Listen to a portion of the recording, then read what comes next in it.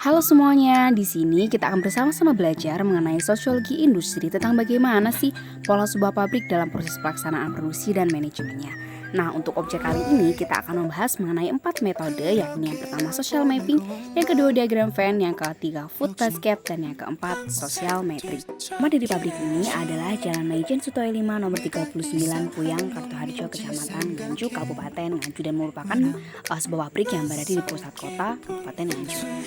Pabrik ini didirikan oleh Bapak Gunawan pada tahun 2001 dan saat ini memiliki 7 karyawan utama. Karyawan ini memiliki bagian-bagian masing-masing, di antaranya karyawan bagian penjemuran, pengolahan, spesialisasi mesin uap, memantau keadaan kualitas produk, spesialisasi mesin, dan pembuat adonan. Step pertama pembuatan yakni pencampuran bahan-bahan. Bahan-bahan yang digunakan adalah tepung tapioka dan juga tepung terigu. Setelah selesai, adonan dimasukkan ke dalam mesin pencetak untuk menciptakan pola-pola dari kerupuk. Setelahnya, kerupuk dijejer di dalam tamir, kemudian dimasukkan ke dalam oven agar bisa matang. Setelahnya, karyawan akan menjemur kerupuk di bawah sinar matahari agar nantinya kerupuk yang digoreng bisa mengembang. Setelah kerupuk dijemur, maka karyawan akan memasukkan kerupuk-kerupuk tersebut dalam karung dan menunggu produsen atau pembeli untuk mengambilnya. Kendala dari proses pembuatan kerupuk ini adalah cuaca. Tentang bagaimana cuaca yang tidak mendukung, yakni ketika hujan maupun matahari yang tidak muncul, maka akan menyebabkan adonan yang dijemur tidak bisa mengembang ketika digoreng. Kemudian kerupuk akan menjamur atau mungkin kualitas kerupuk akan menurun. Analisis yang kedua menggunakan diagram Venn yang disimbolkan dalam 3 lingkaran yang beririsan.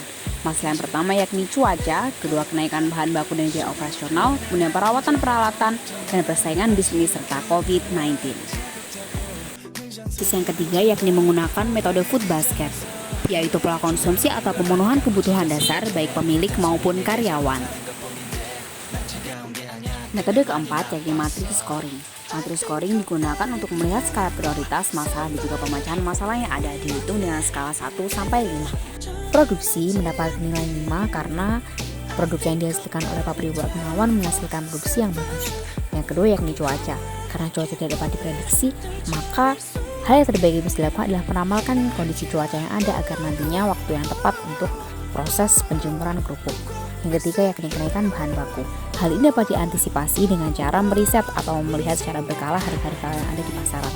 Yang keempat yakni persaingan bisnis.